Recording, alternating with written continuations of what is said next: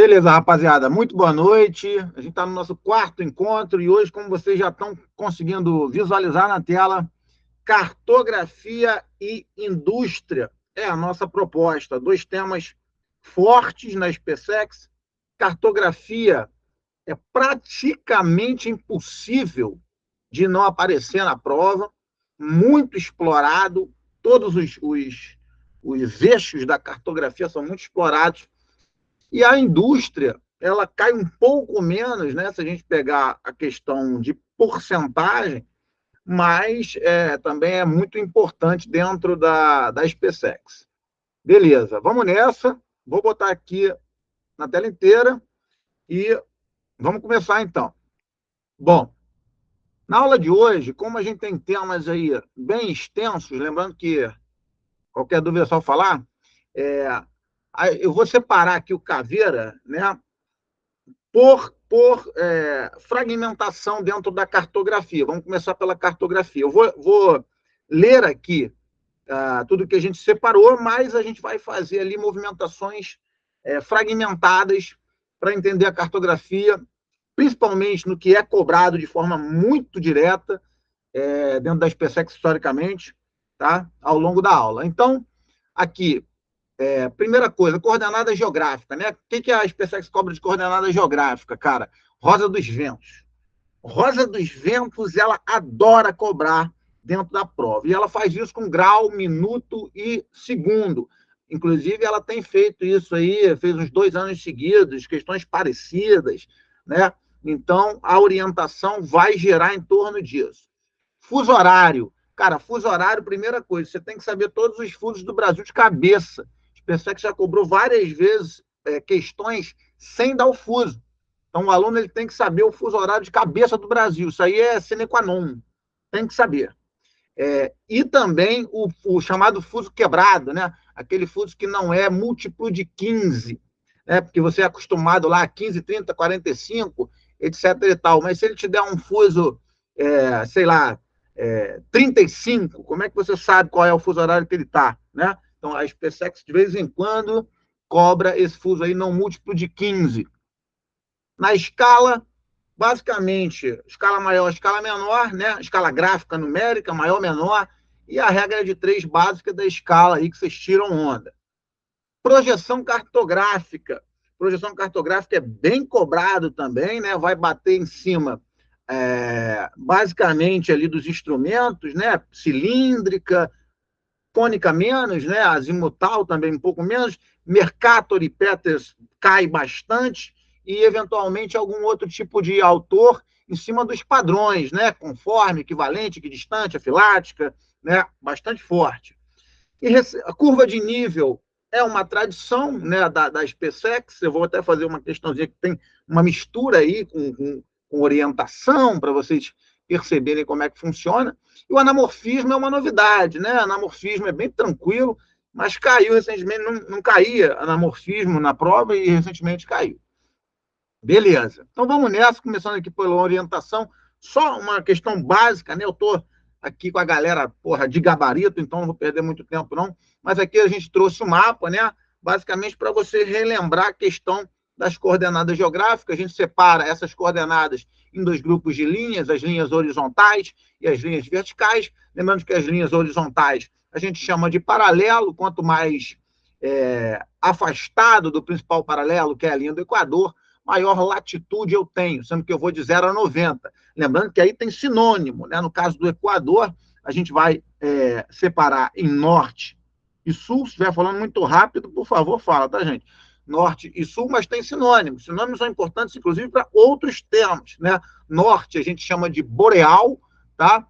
Ou setentrional, e o sul a gente chama de austral ou meridional, né? Então, nesse sentido, a gente tem ali acima da linha do Equador, né? Ideia, né, geral, né? O norte e abaixo o sul, né? De forma geral, assim, em relação à latitude. Em relação à longitude, aí é válido lembrar, né, que isso aqui é uma decisão humana, o meridiano de Greenwich é uma decisão humana, onde ele vai chamar leste e oeste a partir do meridiano de Greenwich, que também tem sinônimo, né? Ocidente, Oriente, nascente e poente. Toma cuidado, porque já caiu na SpaceX essa ideia de Ocidente e Oriente, o aluno se acostuma com geopolítica, aonde ele, porra, claro, né, vai pensar o quê? Que França, Alemanha, né, Itália são países ocidentais, mas se você for para a posição geográfica, você percebe aí claramente que esses países são orientais, né, quando a gente separa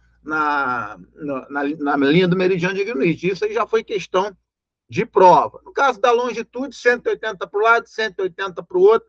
Lembrando, minuto vai até 60, segundo vai até 60. Quem tiver mais avançado está mais naquela posição. Se for a sul, está mais a sul, se for a norte, está mais a norte, e assim sequencialmente. Aqui eu trouxe pontos só para fazer um rápido aquecimento com vocês aí, só para vocês entenderem como é que a SpaceX cobra. A gente já vai fazer uma questão para ratificar isso aí. Então, temos aqui o ponto A. O ponto A, ele é o ponto mais setentrional do mapa, a latitude dele é 50 graus a norte, a longitude dele é 100 graus a oeste. Se eu for do A, grosso modo, né, para o C, eu estou saindo do noroeste e estou indo para o sudeste. Se eu sair do C e for para o B, por exemplo, eu estou saindo do sudoeste e indo para o nordeste. Tá tranquilo, gente? Sim, senhor. Show de bola. Então, aqui a questãozinha base da SpaceX, trazendo grau, minuto e segundo. Na verdade, eu não falei ali do Brasil, né? É raro a SpaceX cobrar o Brasil nesse sentido, mas o Brasil ele vai ter baixas latitudes e médias latitudes, né? O Brasil é cortado pela linha do Equador e pelo Trópico de Capricórnio, né? Então ele tem baixa e média latitude. É fundamental que você saiba todos os estados cortados pelo Equador, todos os estados cortados pelo Trópico de Capricórnio, os pontos extremos do Brasil. Não é comum cobrar, mas é muito militar isso, né? Então tem que sempre ficar ligado, ponto norte, ponto sul, ponto leste, ponto oeste, tem que estar sempre ligado nesse bolo geral. E, claro, o Brasil no ocidente planetário, né? Completamente no ocidente planetário. Beleza, então aqui a gente tem a primeira questão, onde a gente tem aqui, ó, ponto A e ponto B. Normalmente ele vai mandar isso aqui, exercício militar, né, da galera saindo de um lugar e indo para o outro. E aí ele quer que a gente monte, basicamente, a rosa dos ventos aqui. Então ele vai falar, o ponto A, a latitude é 29 graus. Ele começou pela latitude. O ponto B também, então empatou, 29 graus. Beleza, aí eu vou para o minuto, 49 minutos na latitude. E o ponto B, 45 minutos. Então eu sei que o A está mais avançado que o B na posição. Que posição? Sul. Então eu posso começar com o A embaixo e o B em cima, porque eu sei que o A está a B de sul. A B está a sul de B, ao contrário, a sul de B. Beleza, e aí eu vou para a longitude. Ponto A, 54 graus. Ponto B, também 54 graus. Ponto A, 54 minutos. Ponto B, 55 minutos. Opa, oeste. Então, eu sei que o B está a oeste. Então, eu venho para cá. Eu apago o B aqui e boto o B aqui. Como eu saio na questão, né, de A para B, a minha direção é noroeste. Esse é o exercício. Tudo bem, gente?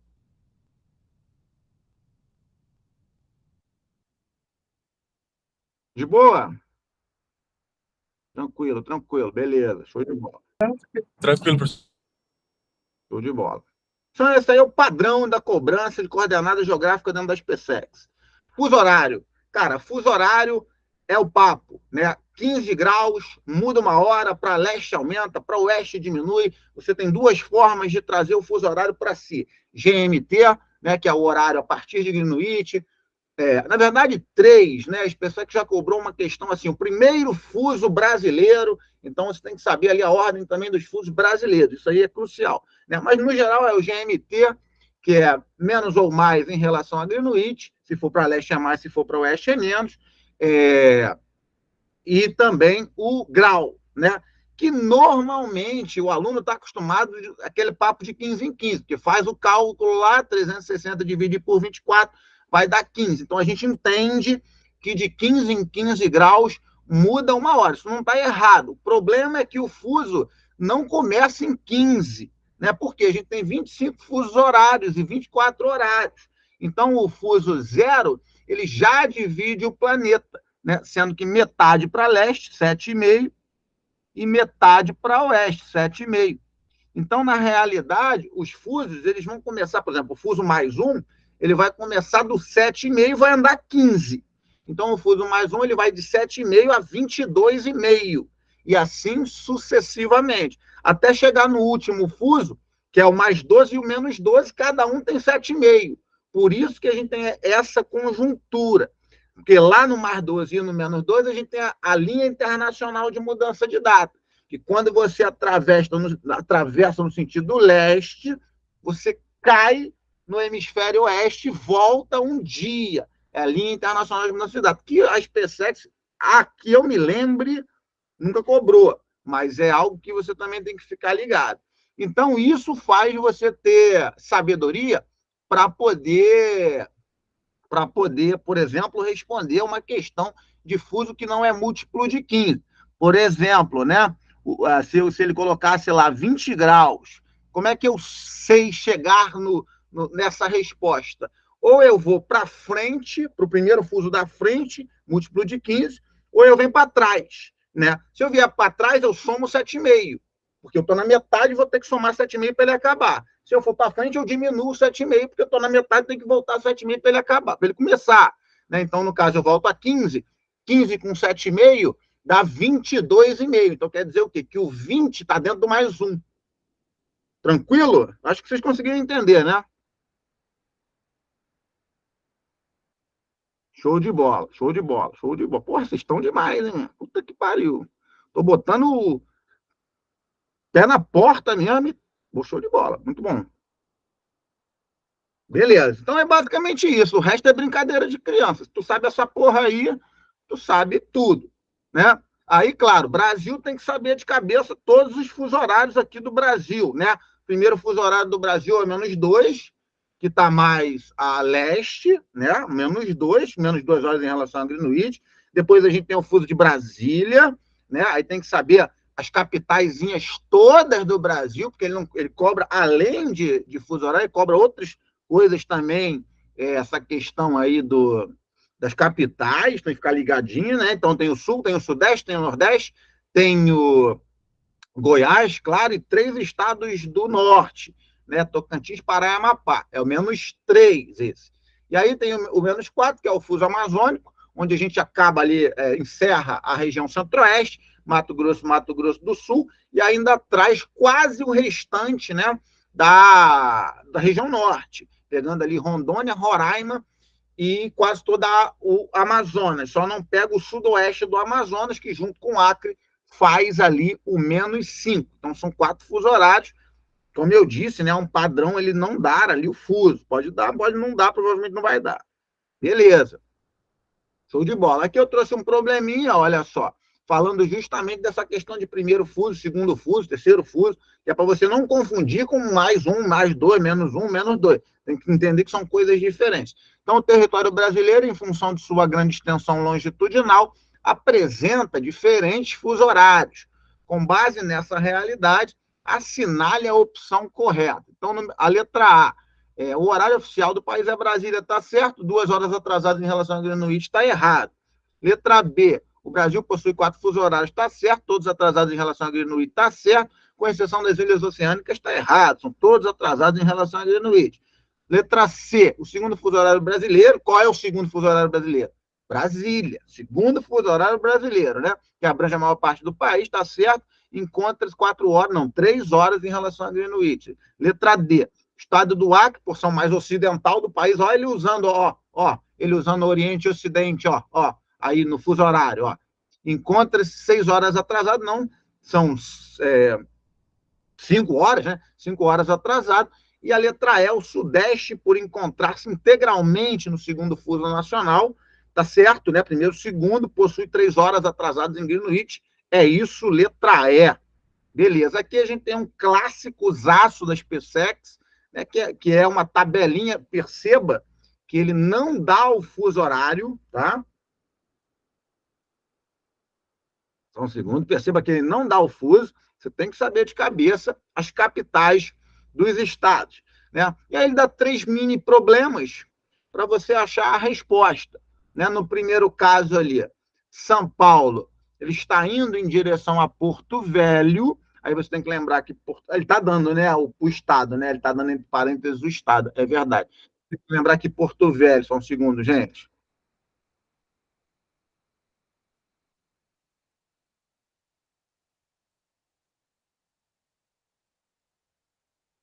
Oba, Luiz, boa noite, seja bem-vindo. Estamos aqui na continuidade aqui. Então você tem que lembrar que Porto Velho é -4, né? Ele vai fazer um voo, né, que vai sair 15 horas, faz 4 horas de voo, vai dar 19 horas, vai diminuir um, porque ele vai um para oeste, vai dar 18.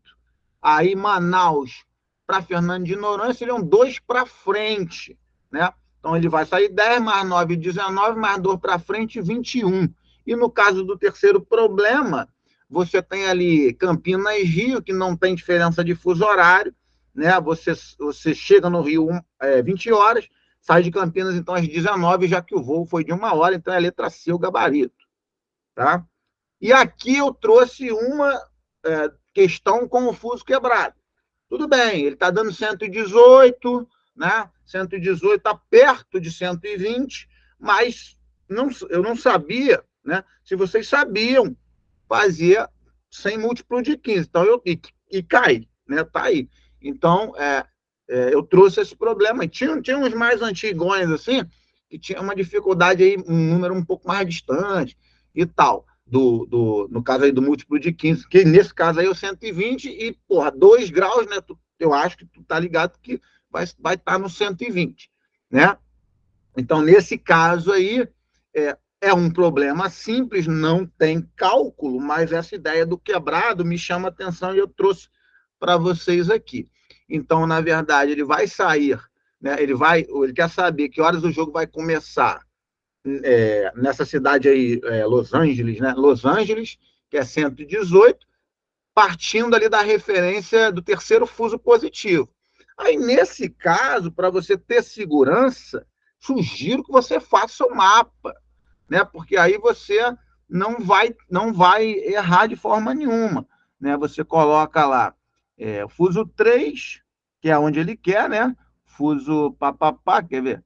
Aqui, 3 horas adiantado em relação a Greenwich, fuso 2, fuso 1, aí fuso 0, aí vamos começar a botar o grau aqui para ficar mais seguro. 15, 30, 45, 60, 75, 90, 105, 120. Eu sei que é 120, né? Aquilo que a gente já falou. Se ficar na dúvida, pega o 7,5 e faz a movimentação. Então, ele está aqui 20 horas, é só você ir contando para trás, né? 19, 18, 17, 16, 15, 14, 13, 12, 11, 10, 9. Então, o jogo aqui começa 9 horas. Eu particularmente, por mais que vocês estejam preparados, me parece muito claro que essa turma é muito forte, né? Mas, assim, se fosse eu faria o mapa. Não contaria no dedo, não. Faz o mapa. Vai demorar mais? Foda-se. O que é 2 minutos? Faz o mapa e bate a tua certeza. Tranquilo, gente? Tranquilo, mestre. Valeu. Show de bola. Isso aí. Bora. Beleza. Bom, vamos entrar agora na escala, ok? Escala, basicamente, qual é a ideia, né?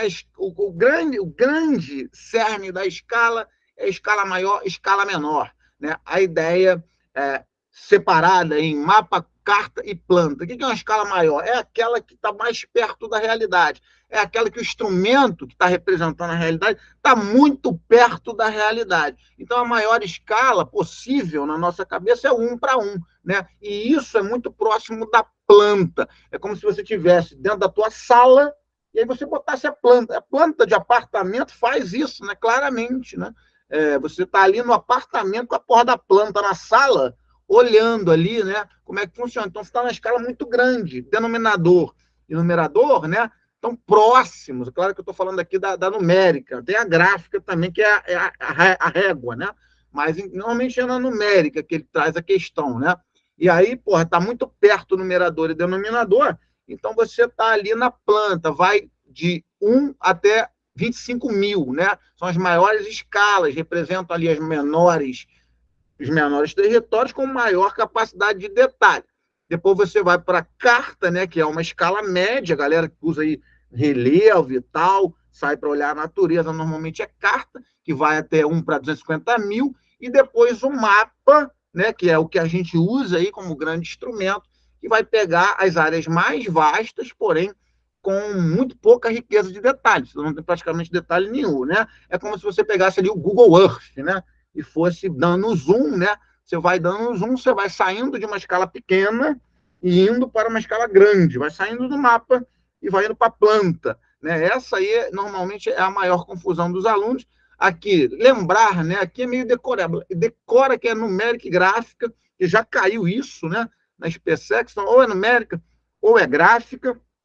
Aqui a ideia da escala maior, escala menor. Botei uma figura aqui, né? Então a gente ali Botafogo, que é do Rio de Janeiro, não sei se tem, acho que não tem ninguém do Rio aqui, né? Botafogo, ali enseada de Botafogo, você percebe, você vê ali as ruas do bairro, né? Então você está numa escala maior, está mais perto da realidade, e na segunda você vê a região metropolitana do Rio de Janeiro. Botafogo está ali dentro, mas tu não consegue nem enxergar nada de Botafogo nenhum. Então, a escala ali é menor, né? Está mais longe da realidade, mas também aumenta ali o detalhamento. Beleza? Aqui, nesse caso aqui, eu vou falar de escala e projeção junto, vou fazer as questões depois. No caso das projeções cartográficas, são 3 grandes instrumentos ali com 4 padrões de projeção, né? A gente tem a gente tem a projeção cilíndrica, que vai basicamente, né, atender ali as baixas latitudes, porque o cilindro ele toca no globo na linha do Equador, né? Ele tangencia com o globo na linha do Equador, então ele vai servir, né, para as menores latitudes, né? É para isso que é usado lá a projeção cilíndrica. A cônica normalmente atende às áreas de média latitude, né? E a azimutal de altas latitudes, principalmente as áreas dos polos, né? Essas projeções trazem para a gente padrões, conforme equivalente, afilática e equidistante. Essa porra tem que estar decorado na tua cabeça, custe o que custar. Isso aí, meu irmão, é porrada. Isso aí é pé na porta legal, né? Então, conforme vai manter a forma, o nome já está falando, ó, conforme, mantém a forma e distorce a área, distorce a proporção entre os continentes. Equivalente ao oposto, né? O equivalente é o oposto, ele vai proporcionalizar ali os continentes, mas vai perder a forma dos continentes. A filática é o meio do caminho, não é nem conforme nem equivalente. Ele não vai ter nada de forma plena, né? Vai estar entre elas. E a equidistante é aquela que você escolhe um determinado ponto e projeta a partir dali. Então, as periferias daquele ponto ali vão estar mais distorcidas. Quanto mais perto do ponto, menos distorção. Quanto mais longe do ponto, maior a distorção. Aqui a gente não pode deixar, em hipótese alguma, de mencionar Mercator versus Peters, né? Isso é padrão demais, né? O Mercator, lá do século XVI, trazendo expansão marítima, trazendo o eurocentrismo, né? Mantendo a ideia do formato, né? E distorcendo a área, tá certo? E o Peters é o oposto, né? Ele vai manter a proporcionalidade entre os continentes, é do século XX, né? E vai questionar aí o mercado, né? Tem que decorar esse mapa, custe o que custar, bater o olho ali, né? Aquele papo de Groenlândia, né? Aquele papo ali de África esticadona, no caso do Mercator ali, são as grandes dicotomias entre Mercator e Peters. E aqui as outras projeções, né? As outras projeções. Projeção de Robinson, tem que prestar atenção na projeção de Robinson, porque ela é afilática, beleza? Então, presta atenção na projeção de Robinson. Eu destacaria aqui o Robson e o Dyer, né? O Dyer que está de cabeça para baixo, justamente fazendo uma crítica ao norte do mundo, entendendo que você pode projetar da maneira com que você quiser. O importante é você posicionar, sinalizar aonde é o norte, aonde é o sul, né? Então, esses camaradas aí são secundários, não há dúvida disso, mas a SpaceX já cobrou, né? O Robson aí foi recente, inclusive, então tem que ficar ligado nisso. Aqui é anamorfismo, né, cara? Anamorfismo é tranquilo. O anamorfismo é uma técnica onde você vai pegar uma estatística e vai jogar essa estatística no mapa, né? Então você vai fazer um mapa ali de acordo com aquela determinada estatística, né? Por exemplo, no mapa número 1, esse mapa aqui que a gente está vendo aqui, ó, esse mapa número 1 aqui, a gente percebe lá os Estados Unidos gigantesco, a China gigantesca, né? Então a gente vai, a Europa, então a gente já, pensou ali PIB, né, meu cara? PIB, beleza. A África fininha, né? Nem aparece, né? E no segundo caso ali, ó, você vê a China gigante, a Índia gigante, né? A África com um tamanho legal, a Europa um pouco menor. Então, população, né? Então, ali você vai ter que eliminar, talvez, no teu bom senso, tua capacidade geográfica, esse movimento. Beleza. Bom, aqui a gente tem, então, questãozinha básica aí de escala, né? Questãozinha de escala. Então, beleza. Vamos lá. Existem dois tipos de escala, numérica e geográfica, né? Numérica e gráfica, né? Então, o número 1 está errado, tá? Número 2, escala de 1 para 5.000, podemos visualizar mais detalhes que na de 1 para 500.000, tá certo? Portanto, a primeira é mais adequada para representar grande superfície. Não, aí tá errado, né? Pequena superfície, né? É isso, né? 3, em um mapa de escala de 1 para 2 milhões, na distância gráfica de 3 centímetros, entre dois pontos, em linha reta, corresponde a uma distância real de 60 quilômetros. Aqui é aquela questão simplória, né? Você vai fazer a regra de 3. 1 está para 2 milhões, 3 está para X, e aí você vai transformar de centímetro para quilômetro, que vai cortar 5 zeros ali, que vai dar 60 quilômetros. Então, essa número 3 aí, ela está correta. E a número 4, a escala de 1 para 500, muito utilizada para a construção de planta urbana, é maior do que a escala de 1 para 1 milhão, está certo, que é utilizada, por exemplo, para representar o continente ou mesmo o mundo. Beleza, é isso aí, 3 e 4. Tranquilo. Show de bola. Aqui, né, a gente tem a questão de projeção cartográfica. Questão de projeção cartográfica. Vamos lá. Tanto projeção de Mercator quanto Peters foram criadas no século XX e refletem a hegemonia europeia sobre o resto do mundo. Não, né? O Mercator é século XVI, o Peters é século XX, e quem hegemonia é com o Mercator, né? A europeia. E o Peters é o oposto disso. Projeção de Mercator tem a vantagem de conservar a forma dos continentes. Isso aí é verdade, né? Número 3, a projeção de Mercator e a projeção de Peters são projeções azimutais, não são cilíndricas, sendo que a de Mercator é conforme e a de Peters é equivalente, beleza? E a número 4, a projeção de Peters tem a vantagem de preservar as dimensões relativas dos continentes. Aí tá certo, beleza, gabarito 2 e 4. Show de bola. E aqui a gente traz aí a curva de nível, né, que é um instrumento também bastante utilizado na prova da SpaceX, com essa questão que eu particularmente gosto bastante, né, porque ela mistura um bocado de coisa ali. Então, é bem legal essa questãozinha.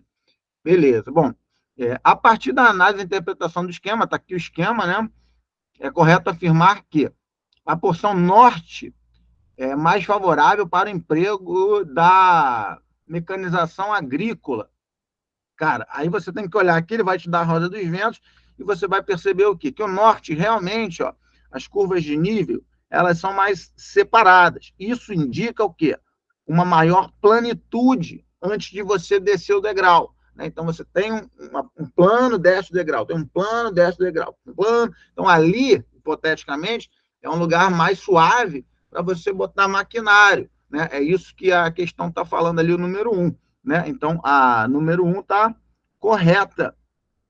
2, as menores altitudes estão localizadas no nordeste do esquema. Pô, se o norte está para cá, o nordeste está para lá, né, velho? É menor altitude? Não, o relevo está subindo para lá, cara. Olha só. Então, não, né? 2, não. 3, as encostas mais íngremes e, portanto, mais sujeitas aos processos erosivos estão observadas na margem esquerda do rio. Ó, meteu uma hidrografia aí no meio, mas você já descobriu aonde está a nascente do rio, né? Porque se a área está subindo para lá, né? Para a seta que eu coloquei aqui, o rio está fazendo nesse sentido aqui, né? Ele está indo de leste para oeste, né? Ele está descendo aqui no desenho. Então, as encostas mais íngremes, portanto, sujeitas a processos erosivos, estão à margem esquerda. A esquerda está aqui. É isso mesmo. Ó. Margem esquerda é mais inclinadinha, né? As curvas de nível estão mais próximas, então você tem menos estabilidade no terreno, né? Então, a 3 também está correto. Mas o processo erosivo está do lado da margem esquerda. Beleza. A jusante do rio, isso é um termo, né, de hidrografia, que é mais perto da foz, ou então depois da barragem, enfim, mais para o final do curso do rio, né? A jusante do rio encontra-se na direção oeste do esquema. A jusante do rio está certo, né? A jusante do rio se encontra a oeste do esquema, tá certo? Se está indo para cá é oeste, né? Beleza, então para lá, tá certo, oeste do esquema. E a 5, a distância real entre 2 pontos, X e Y, traçado no esquema é 15 quilômetros. Aqui ele mete um problema de escala, mas você fazendo lá a regra de 3, né? Aqui, ó, 1 para 50, 3 não vai dar 15, vai dar 1,5 km, fazendo lá a regra de 3. Então, essa última aqui está errada. Então, o gabarito é a letra C, 1, 3 e 4. Não sei porque ele está saindo dali. Tranquilo, gente? Tranquilo, mestre. De boa, né? Pô, show. Maravilha. Show de bola. Show de bola. Bom, aqui a gente então entra na indústria, tá? Pegando aqui o caveira, né?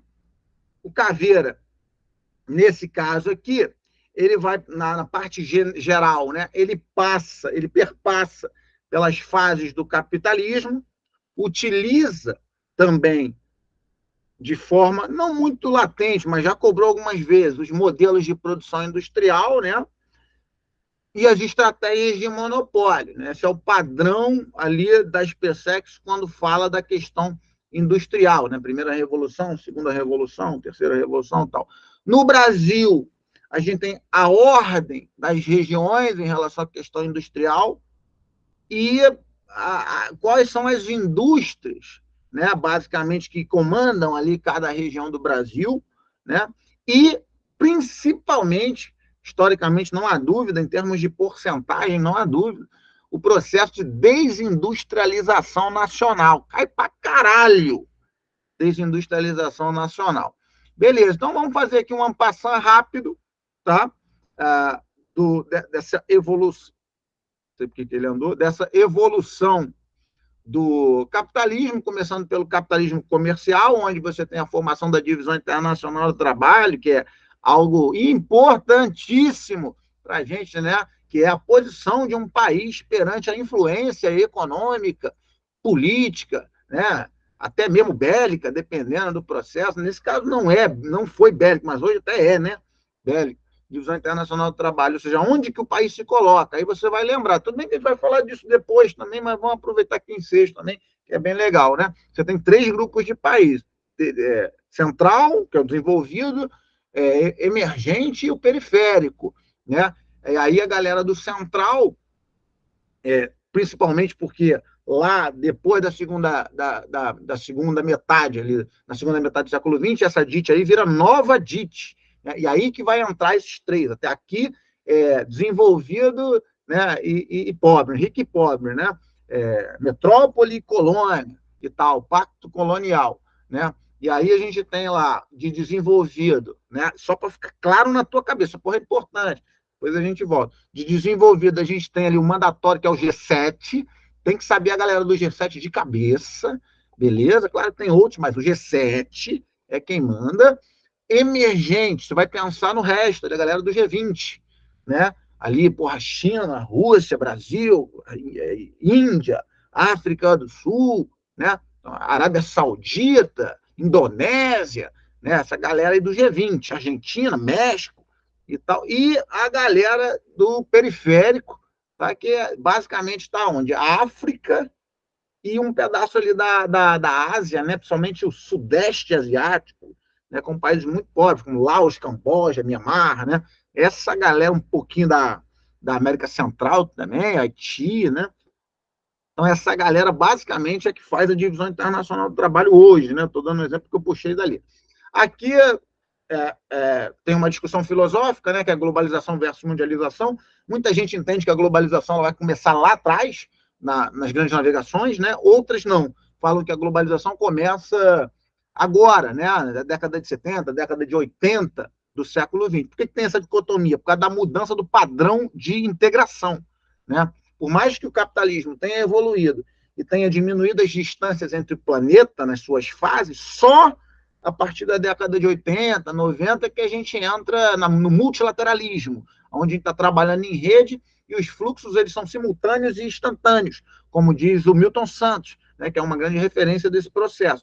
Então, para muita gente, foi ali que começou a globalização, mas tem outros que chamam de segunda globalização. Então, você tem que ficar atento ao texto, né, o que ele vai pedir do texto. Mas, nesse momento aí, a fonte de energia era muscular, você estava falando de manufatura, então a parada não andava muito com o mercantilismo, protecionismo do Estado, etc. e tal. Fase do capitalismo comercial, que vai até 1750. Aí a gente entra no capitalismo industrial, que é a segunda fase do capitalismo, onde a gente tem a primeira revolução industrial. O grande protagonista continua sendo a Europa, vai lembrar daquelas definições, velho mundo, novo mundo, né, e tal, não cai muito, mas vale a pena a gente falar, onde a gente tem a primeira fonte de energia, né, sem ser ali a fonte muscular, que vai começar a transformar da manufatura para a maquinofatura, trazendo carvão mineral, porém, ainda muito lento, né, você tendo que colocar ali a indústria dentro daqueles fatores de matéria-prima, de mão de obra, né, e você tinha uma necessidade de usar muita mão de obra, porque era motor a combustão externa, então você tinha que, né, pegar o carvão, jogar o carvão na água, para a água ferver, para fazer o movimento mecânico, para o trem andar, não sei o quê. Então, isso tudo ainda trazia uma dependência, mas, de qualquer maneira, trouxe um enriquecimento muito forte desses países, e aí a população vai começar a questionar o processo, vai quebrar o mercantilismo, né, e vai começar a entrar as ideias iluministas para o liberalismo econômico, né? Então, esse movimento aí é a transição do mercantilismo para o liberalismo econômico, ali do Adam Smith. Beleza. E aí você entra, então, na terceira etapa do capitalismo financeiro / monopolista, onde o couro vai cantar. Ali o couro vai comer. Você fragmenta o mundo em 3 grandes elos de poder, 3 grandes fluxos de poder. Estados Unidos, com seu grande quintal aqui, a América, né, no Destino Manifesto, doutrina Monroe, e tudo mais, a Europa arregaçando a África de cima a baixo na Conferência de Berlim, e o Japão, né, fazendo a sua era Meiji e fazendo o seu imperialismo também dentro da China, dentro da Rússia, e separando aí o mundo em 3 grandes escalas, né? Olha como é que muda. Quem é que vai protagonizar isso aí? É o petróleo, sem sombra de dúvida, né, que vai trazer o motor combustão interna. Então você muda completamente essa toada. E é um momento realmente de muita expansão no planeta, porque você está falando do Fordismo. O Ford é um camarada sem precedentes, né? O modelo industrial é o Taylorismo fordista, né? Porque o Taylor é o primeiro camarada, os dois dos Estados Unidos, diga-se de passagem. O Taylor é o primeiro camarada a perceber que as fábricas estão desorganizadas, não tem gestão, né? E aí você tem um descompasso grande entre os trabalhadores em termos de produtividade. Os caras ganham a mesma coisa, mas um produz X, outro produz meio X. Então, o Taylor é o primeiro cara a tentar organizar isso, colocar os caras mais padronizados e levantar o nível de produção. Só que o grande boom da parada vem no início do século XX com o Ford, né? Porque o Ford vai criar a esteira mecânica, né? E aí a parada é o seguinte, ele escravizou o trabalhador parou de ter autonomia, né? Parou de poder gerar ociosidade, né? Gerar prejuízos. Então o trabalhador passou a ser escravo da máquina. E aí o grande desafio do Henry Ford não é só criar máquina, esse que é foda, ele é foda pra caralho, que é o seguinte, é pegar as estratégias para poder botar a máquina no 6, né? Porque você pode rodar no 1, no 2, no 3, no 4, no 5, é uma esteira, né, meu irmão? Quanto mais tu acelera, mais dinheiro tu ganha. É basicamente isso, né? E aí o Henry Ford ele vai criar algumas estratégias para conseguir colocar essa esteira no 6, como, por exemplo, fragmentar o processo produtivo, aonde o trabalhador vai ficar alienado, não vai mais entender o que está produzindo, não vai mais discutir a sua mais-valia, porque não sabe mais, né, quanto vale o seu trabalho. Ele vai especializar o trabalhador para escravizar o trabalhador mais uma vez, porque aí o trabalhador depende do Ford, né? Você vai no Subway, eu gosto de falar do Subway, você vai no Subway hoje, é exatamente. E ele padroniza também o processo produtivo, né? 2 hambúrgueres, alface, queijo, molho especial, cebola, pix, um pouco de gergelim, Big Mac. Para quê? Para você baixar o custo para cacete, para produzir sempre a mesma coisa, que é mais fácil da mão de obra entender, né? E aí sai na escala, sai barato. Beleza. Esse movimento vai juntar com as estratégias monopolistas. Perceba, capital financeiro. Qual é a ideia do capital financeiro? Que já caiu na prova da SpaceX, né? Capital produtivo, capital especulativo. Qual é a ideia? Uma galera ali percebe que, porra, o mundo vai explodir de crescimento econômico. Só que para você conseguir botar o teu sonho no chão e abrir uma empresa, por exemplo, tudo bem, você já tem matéria-prima aí dos países pobres, você já tem o Fordismo, né? Você já tem o petróleo, mas falta algo fundamental, que é o quê? Dinheiro. Ninguém tem dinheiro para pegar e colocar e abrir um negócio, o negócio explodir. Isso não existe. Quem tem 3, 4, 5, 6 milhões para pegar e construir um prédio? Não existe essa porra. E aí explode o capital especulativo, que é o camarada que vai ficar juntando dinheirinho dos outros, vai emprestar para o montante e ganhar nesse tempo que ele emprestou o dinheiro, que a gente chama de juros, né, que é o prêmio que esse camarada aqui vai pagar por ter recebido aquele montante lá de um terceiro. Aí o cara devolve o dinheiro um tempo depois, o banqueiro, no caso, fica com um pedaço e devolve o outro pedaço lá para a galera que emprestou o dinheiro para ele fazer o giro, né? O capital de giro. Isso aí é capital especulativo. Inclusive, se vocês não investem, invistam, porque o Brasil é uma maravilha, né, para pagar juro alto. Então, isso aí seria a ideia do capital especulativo. E aí junta-se isso aí, tudo que eu falei, com as estratégias monopolistas. O Trust, Joint Venture, Cartel, Dumping e Holding. Né? O Trust é a fusão de 2 empresas, o Joint Venture é a associação de 2 empresas, o Cartel é a padronização de preço para dominar o mercado, o Dumping é produzir abaixo do preço de produção, e a holding é você dominar, a partir de uma empresa-mãe, um conglomerado de empresas a partir das suas ações em maioria, normalmente mais de 50% das ações. Isso tudo aí vai gerar a crise de 1929. Por quê? Porra, Fordinho, produção, pressão zaço, meia dúzia bilionário, desemprego pra cacete, superprodução, vai quebrar também os grandes acionistas. Quebrou os grandes acionistas, entrou quem? Papai. Keynesianismo, Estado volta, né, a prover obras de infraestrutura, salvar empresas que estão quebrando, né? Então, toda essa movimentação ali do keynesianismo. Perceba, o Fordismo não quebra ali. O Fordismo ele vai quebrar no final do século, né? Inclusive os anos 50, 60, são os anos de ouro do Fordismo, justamente porque tem engrenagem, né, desse Estado aí, do keynesianismo, do Estado de bem-estar social, New Deal, né? Estado de bem-estar social, que vai até ali os anos 80. E aí você entra, então, no capitalismo informacional, terceira revolução industrial, já estamos indo para a quarta, né, revolução industrial, com a inteligência artificial, onde você tem essa formação, que eu falei aí, geopolítica, né, do G7, eu botei ali, não confunda, tá? Eu fiz a barrinha ali China e Rússia, numa de, né, entender que China e Rússia hoje estão no bololô, né, que a geopolítica já mudou, essa nova ordem mundial aí já não é mais a mesma ordem mundial. Inclusive, o G7 começa, no meio do caminho você acha que é unipolar, por causa dos Estados Unidos, que vai ter duas guerras ao mesmo tempo, sozinho, né, vai passar por cima do Conselho de Segurança da ONU, e depois você tem o BRICS ali, né, que vai começar a China botar as asinhas para fora, e hoje tem China, Rússia, pressão zaça, a Índia, que é um país ultra fundamental na geopolítica do planeta, porque a Índia faz parte do Quad, que é uma aliança militar para impedir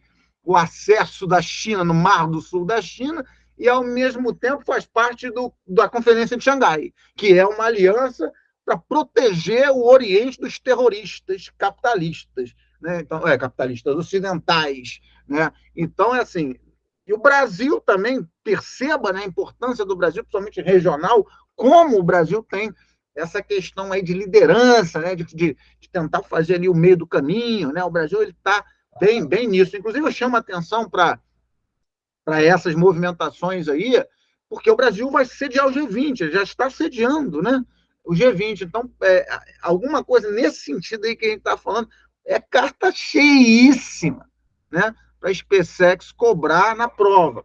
Beleza. E aí a gente tem, então, uma movimentação com a entrada das infovias, essas infovias trazendo uma crise dos anos 80, vai reinventar a indústria, trazendo o pós-Fordismo, o que a gente chama de toyotismo, né? Aqui eu coloquei uma tabela para você entender essa diferença. Sugiro que você faça um print, de repente, dessa tabela aí, que é bem legal, né? Quando a gente tinha lá o Fordismo, era produzido nas áreas dos países desenvolvidos.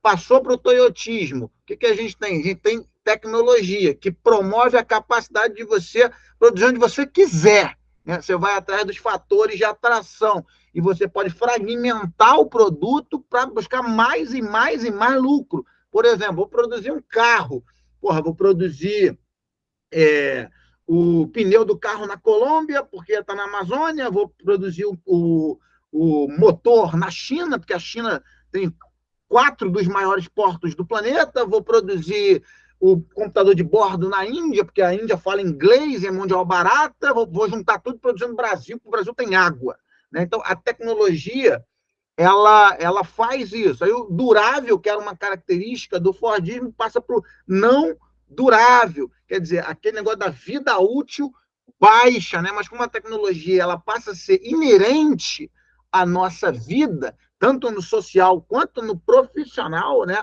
A gente chama isso de obsolescência programada, né? Você joga a culpa, inclusive, no próprio cidadão que está comprando tecnologia. Ele não pode mais ficar sem, né? Não pode, é escravo da tecnologia. Então, você coloca um negócio não durável para a roda ficar girando, para você sempre comprar algo novo, né? E isso faz com que você também diminua aquela questão do estoque, né? Não tem mais a produção em massa, agora é por demanda. Claro, tu vai produzir em estoque um negócio que amanhã é muito melhor do que o de hoje, nem fudendo, você vai quebrar, né, nesse sentido. E a tecnologia também traz a diversificação. Em vez da padronização, você diversifica. Agora, todo mundo tem celular, né?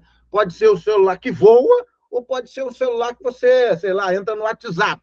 Mas todo mundo tem celular. Como você está falando de demanda, você não tem mais os direitos trabalhistas, que aconteceram na segunda fase do Fordismo, entrando agora num movimento de terceirização, né? Ou seja, a redução dos direitos trabalhistas no sentido em que você passa, né, a ter ali um contrato, um tempo de serviço, trabalhar por conta própria, né? Isso tem uma movimentação muito forte, até porque, como a gente já falou, né, a própria tecnologia ela abraça esse tipo de movimento, né? Então, o emprego formal, né, ele vem cada vez mais diminuindo. E, claro, a qualificação, né? Ao invés de você ter especialização, agora você tem centros de pesquisa, os famosos tecnopolos, né?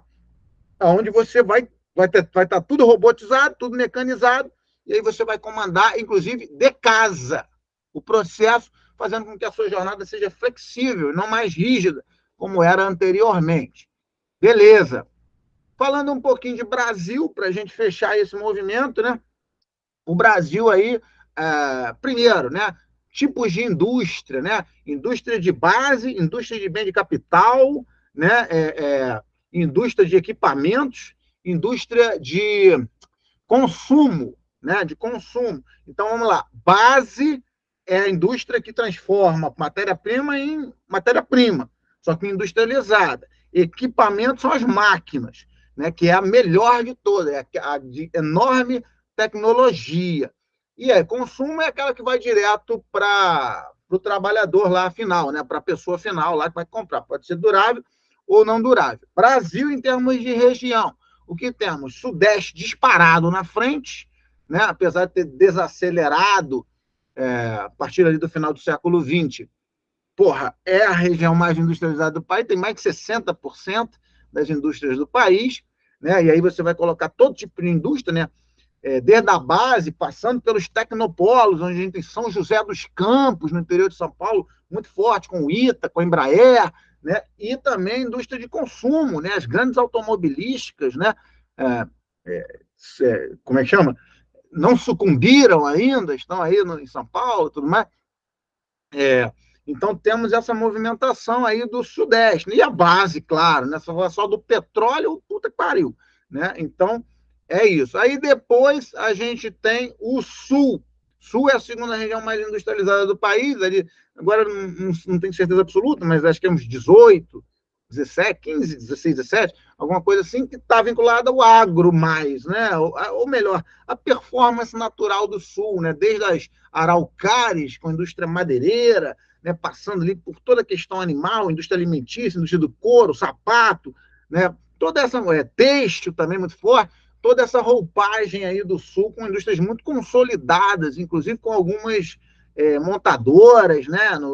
Na Grande Curitiba, né? Isso mais recentemente, né? Isso aí rola também. Depois a gente tem o Nordeste na terceira posição.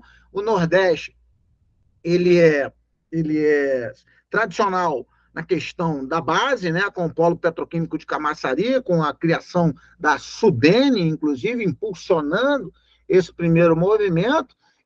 E hoje trabalha bastante com a indústria de bens de consumo, né? Durável. Algumas automobilísticas, como a Ford, por exemplo, está lá no litoral nordestino. Né? A indústria do turismo, mas aí também já é uma outra questão, né? Muito forte no Nordeste também. Depois o Norte. Né? O Norte, claro, aí você vai falar de quem? Zona Franca de Manaus, né? Com grande incentivo fiscal, né? Entrada de indústria de bem de consumo, sobretudo bem de consumo durável, com destaque para eletroeletrônico e moto, ok? Então, é isso. E o Centro-Oeste, um pouquinho mais atrás, né? Um pouquinho, não, bastante mais atrás, com 3%, apesar de ter um crescimento aí por causa do agro, né? Vai ficar vinculado às indústrias de beneficiamento, indústria do agronegócio e tudo mais. E em relação a Brasil indústria, né? Até 30 a gente tem o Brasil agroexportador, ou seja, o Brasil não é industrial, embora Barão de Mauá tenha tentado, né, esse primeiro movimento com a tarifa Alves Branco, a redução das importações, dos valores, do aumento dos impostos, né, para as importações, para tentar estimular o mercado interno, fomentar ali algum tipo de indústria de base, mas o Brasil era um arquipélago econômico, ou seja, não era integrado, o mercado consumidor era muito pequeno, né, apesar da indústria do movimento cafeeiro muito forte, né, mas ainda era muito pequeno. Você já estava falando de escravidão, né, basicamente, muito escravo, etc. e tal. Então, isso tudo aí vai fazer com que, fora que você não tinha, né, a base consolidada, também não tinha indústria de equipamento, ou seja, tudo isso vai dificultar o Barão de Mauá, que vai viver ali o surto industrial, que a gente chama. Beleza. A partir de 30, né, a gente vai ter um segundo movimento, que vai ficar a cargo ali do Vargas, né, que é a indústria nacionalista, o Brasil nacionalista. Né? O Vargas ele vai apostar forte na indústria de base, que vai ser plenamente nacionalista, até porque os empresários não tinham muito interesse em investir na indústria de base, que é uma indústria que você, primeiro, o Brasil está começando a se industrializar, né? Tá entrando na ideia da substituição de importação. Então, você precisa da base. A base ela é lenta e demora para dar retorno, né? Então, nesse sentido da base, o Brasil é basicamente nacionalista, com os industriais de consumo não duráveis, que já era uma característica lá atrás do Barão de Mauá, presentes no processo, né, com substituição de importação. Lembra que a ideia da substituição de importação ela vai até o final lá dos governos militares, né, a ideia de produzir internamente. Mas, no JK e no Milagre, principalmente, né, a gente está falando de um movimento nacional desenvolvimentista. Né? Qual é a grande diferença aí? É a entrada maciça de capital privado, principalmente na indústria de bem de consumo durável. Né? Então, o JK, primeiro, lá faz o tripé econômico, né? Traz o dinheiro para dentro da indústria automobilística, maximizando dinheiro na base, e os militares nem se fala, né? Indústria de base hoje, que você pensa, de grande porte no Brasil, é tudo milagre econômico, tudo governo militar, né?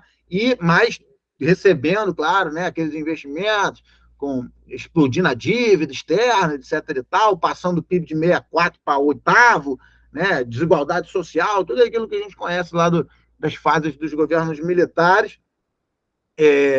fazendo com que você tenha ali uma base muito forte, né, nacionalista, né, incorporação da Amazônia, com a Colônia Franca de Manaus e tudo mais. Mas com capital privado também muito forte na indústria de bens de consumo durável e também um empresário aí na não durável. E quando a gente chega no final dos governos militares, a gente tem a entrada do Brasil no neoliberalismo. O grande foco aí, para a geografia pelo menos, é Fernando Henrique. Né? O Real ele é consolidado lá no Itamar, mas o Fernando Henrique é o governo que vai, de fato, cumprir lá as metas do Consenso de Washington, né, de 1989, e vai fazer todo um programa, né, com o intuito de ceifar a inflação no Brasil, porque se o teu dinheiro está desvalorizado, tu não consegue comer. Né? Inclusive, o Fernando Henrique ele diminui a desigualdade social. Né? Muita gente fala isso, mas o Fernando Henrique ele diminui a desigualdade social porque ele cria uma moeda forte. Com R$1, qualquer R$1, tu comprava um frango.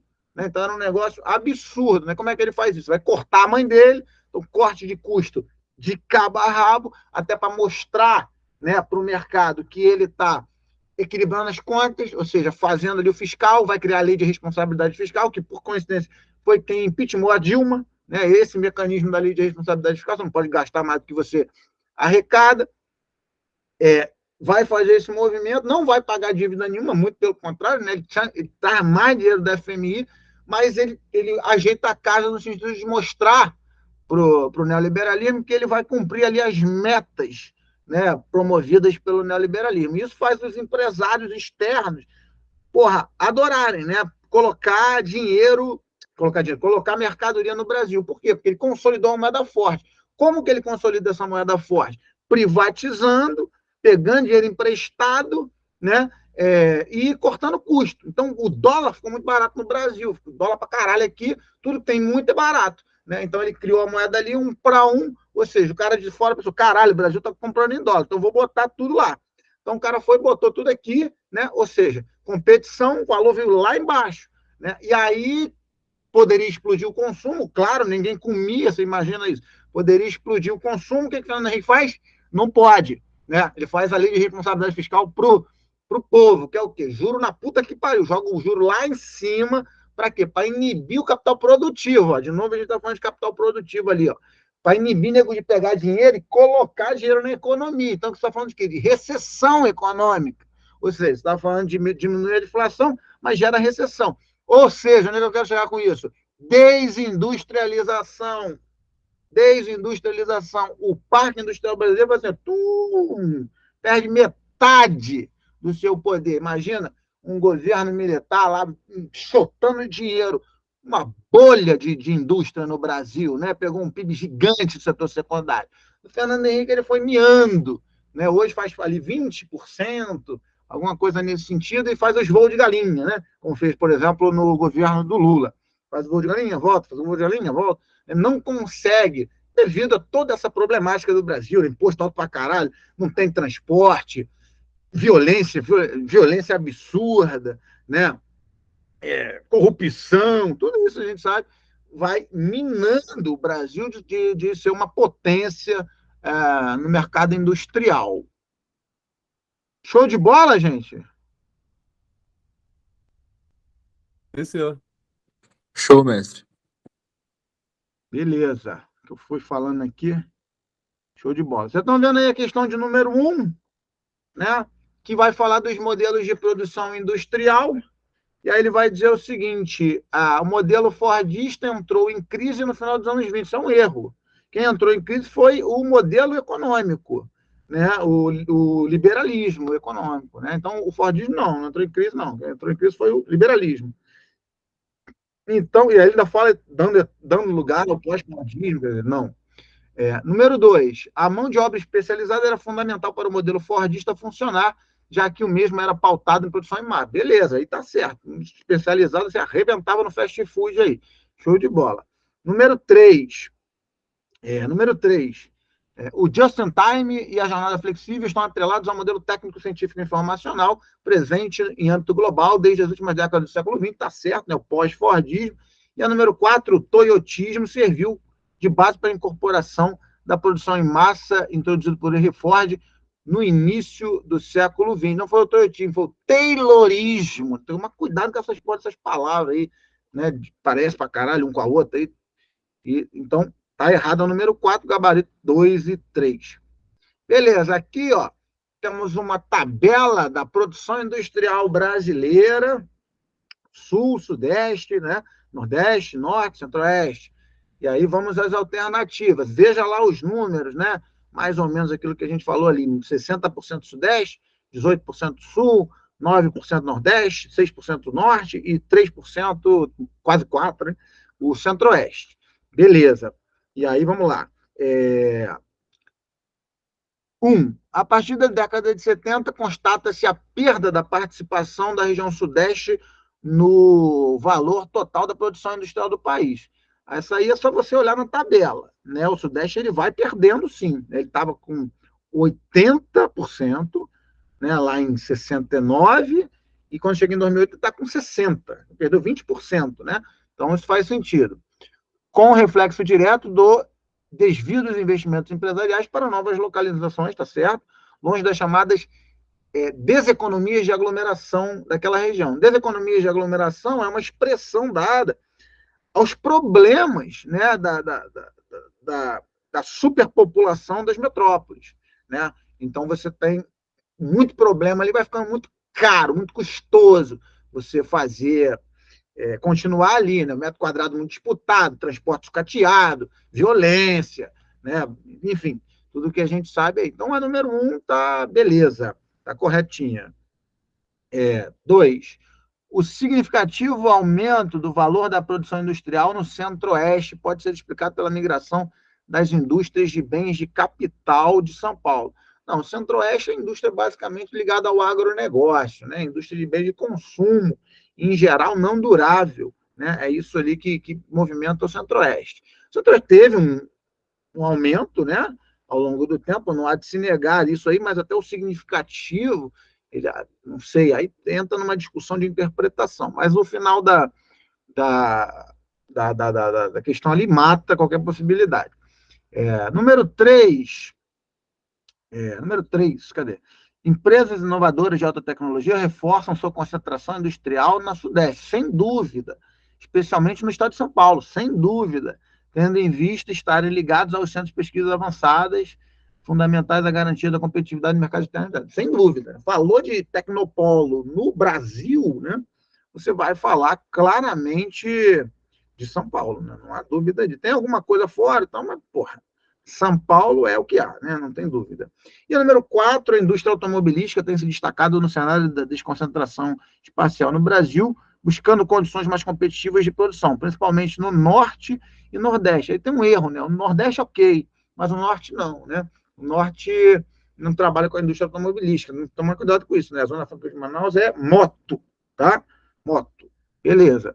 Então, gabaritão 1 e 2, 1 e 3, perdão, 1 e 3.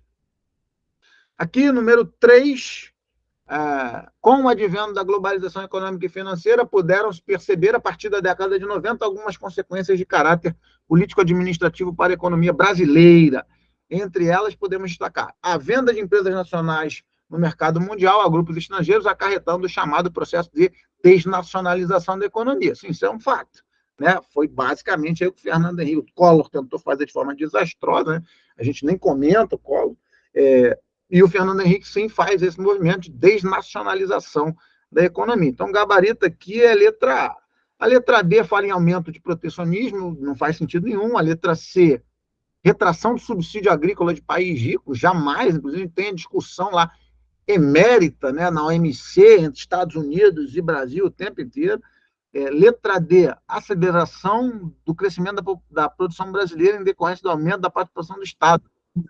Na verdade, tem a retração disso aí, né, como eu mostrei na indústria, né, e o Estado ele diminui de tamanho. Né, e letra E, o aumento sem precedente da exportação da soja brasileira, isso aí até ok, né, reforçando o papel do país como economia predominantemente agroexportadora. Pelo amor de Deus, o Brasil não é agroexportador.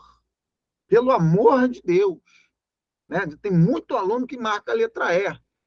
O Brasil não é agroexportador, o Brasil é urbano industrial. O agronegócio é fundamental para a economia, o Brasil está reprimarizando a sua economia, ou seja, diminuindo o secundário e aumentando o primário moderno. Beleza, mas isso aí é outra coisa. Inclusive, o agro não é o primário, o agro é tudo junto. Ok? Então, letra A, gabarito. 4, no governo do JK, a rodovia foi um modal prioritário para a integração do país, está certo? Ele pegou uma partezinha aí de transporte. 2, na era Vargas, o desenvolvimento nacional foi explicado pelos fortes investimentos na indústria de base, também está certo, né? 3, na década de 60, as teorias neomalthusianas defendiam que o desenvolvimento econômico brasileiro dependia do aumento significativo da natalidade. Curioso, né? Ele traz a população para cá, mas o neomalthusianismo ele vai falar na diminuição da natalidade, não no aumento da natalidade. Né? Então, a 3 está incorreta. E a 4, segundo os neoliberais, a causa da estagnação do desenvolvimento econômico brasileiro no final da década de 80 era o excesso do Estado na economia do país. Isso aí também está certo, né? Então, o gabarito aí é 1, 2 e 4. Beleza, vamos para mais uma aqui.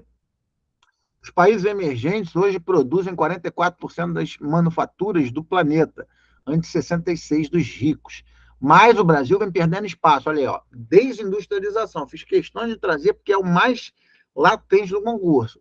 O país representava 10% do total da produção industrial das economias de desenvolvimento há 15 anos. 10 anos depois caiu para 7,2%. Beleza? Então, ele vai falar o seguinte... dentre as razões, né, que tem limitado o crescimento da participação dos produtos brasileiros industriais no comércio mundial, podemos destacar: 1, elevado custo de deslocamento dos produtos para exportação, por conta da carência nas áreas de infraestrutura e logística. Sem dúvida, a chamada intermodalidade, né, passa longe do Brasil. 2, com exceção de alguns produtos industriais, o componente tecnológico das exportações brasileiras é muito baixo, acarretando contínua queda no valor médio de tonelada exportada. Sem dúvida, o Brasil não consegue competir, né, com a sua indústria nacional. Isso é um desafio gigantesco, que o Lula, inclusive, está tentando aí de novo, né, apostar na indústria nacional, etc. e tal, né, que eu falei dos voos de galinha. Então, a 2 também está certa. 3, a cotação da moeda brasileira, olha aí, ó, Fernando Henrique, fortemente valorizada em relação ao dólar, tornou o nosso produto muito competitivo. Está errado. Né? Se a moeda está forte, você importa, não exporta. Essa foi a grande diferença, inclusive, uma das, né, grosso modo, né, do Fernando Henrique para o Lula. Né? O Fernando Henrique faz um governo de importação, o Lula faz um governo de exportação, né? Na explosão da classe C, etc. e tal. Beleza, então a 3 está errada. E 4, o fato do Brasil concentrar seu intercâmbio externo majoritariamente com os Estados Unidos, seu maior parceiro comercial na atualidade. Não, né? É a China o maior parceiro do Brasil. No governo já do Lula, ali, a China já ultrapassou os Estados Unidos e hoje abre uma vantagem considerável em relação ali aos Estados Unidos. Então, gabarito nosso aqui, 1 e 2. Tranquilo, rapaziada?